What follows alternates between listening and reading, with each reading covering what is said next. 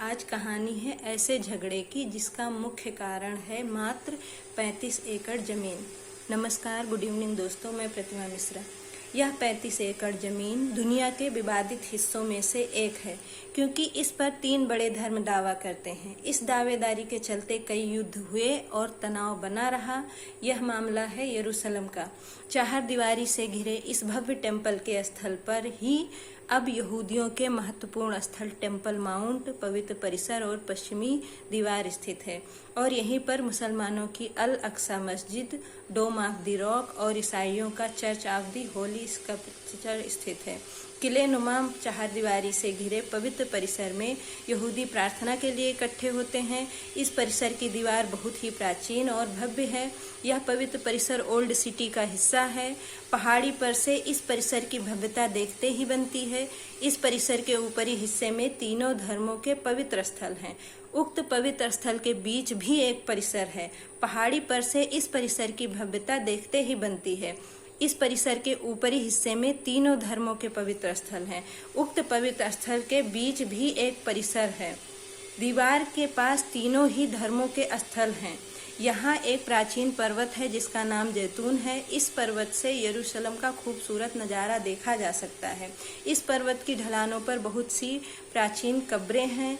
यरूशलेम चारों तरफ से पर्वतों और घाटियों वाला इलाका नजर आता है। टेम्पल माउंट को ही डोम ऑफ द रॉक कहा जाता है। मुसलमानों की आस्था है कि डोम ऑफ द रॉक ही वह स्थान है जहाँ से पैगंबर मोहम्मद साहब को नमाज के लिए पहली बार हिदायत मिली थी।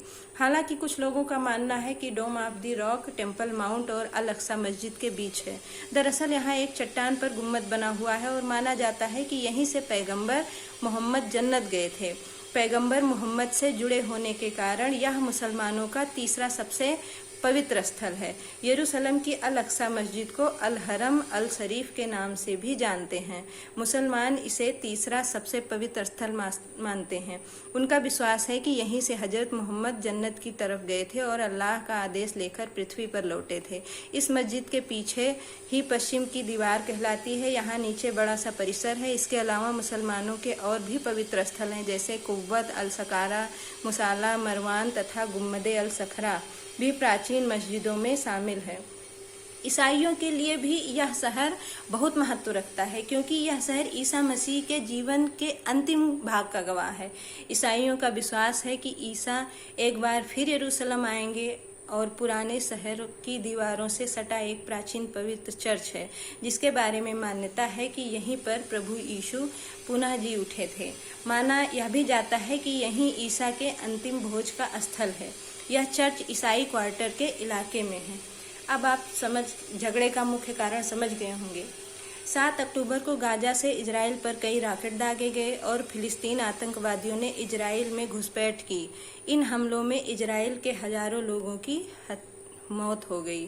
फिलिस्तीन ग्रुप हमास ने रॉकेट हमले की जिम्मेदारी लेते हुए कहा कि उसने आतंकवादियों के 5000 से अधिक रॉकेट दागे। इजरायली अधिकारियों ने कहा है कि हमास इन घटनाओं का परिणाम भुगतने के लिए तैयार रहे। इसी के साथ दोस्तों, अपना और अपनों का ख्याल रखना। जय हिंद।